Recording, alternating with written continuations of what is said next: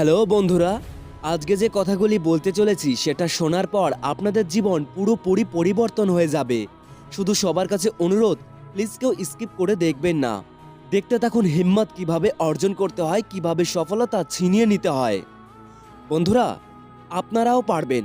যদি স্কুলের basketball team থেকে বাদ পড়া ছেলেটি পরপর 2 যুগের বাস্কেটবলের ইতিহাসে শ্রেষ্ঠতম প্লেয়ার মাইকেল জর্ডান হতে পারে, তাহলে আপনারও অনেক কিছু করে দেখানো এখনও বাকি আছে।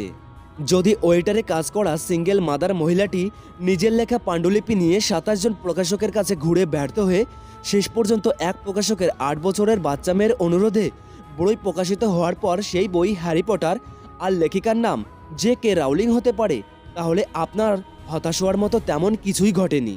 যদি 4 বছর বয়স পর্যন্ত কথা বলতে না পারা, 7 বছর বয়স পর্যন্ত রিডিং পড়তে না পারা মানসিক প্রতিবন্ধী হিসাবে ধরে নেওয়া ব্যক্তিটি একদিন অ্যালবার্ট আইনস্টাইন হতে পারে, তাহলে আপনিও কিছু একটা ঠিক হতে পারবেন।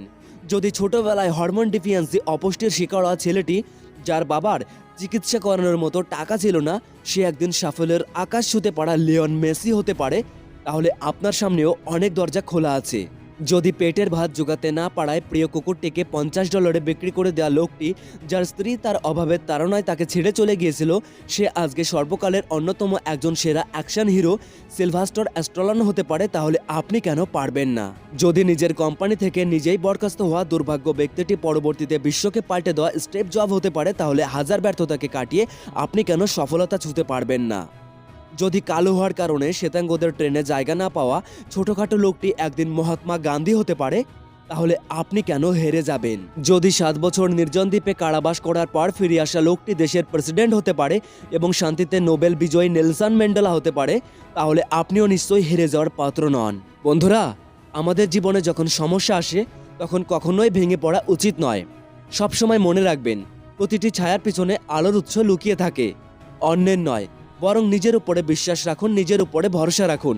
এই নিজের উপরে বিশ্বাস, এই নিজের উপরে ভরসাই আমাদের চলার পথে সাথী হওয়া উচিত। মনে রাখবেন, অন্ধকারে কিন্তু নিজের ছায়াও নিজেকে ছেড়ে চলে যায়। তাই দুঃখ আছে বলেই সুখকে এত ভালোবাসি, কষ্ট পাই বলেই আনন্দের এত প্রত্যাশা রাখি। দুঃখ কষ্ট আর নয়, সবার জীবনে নেমে আসুক সুখ এবং আনন্দের বন্যা।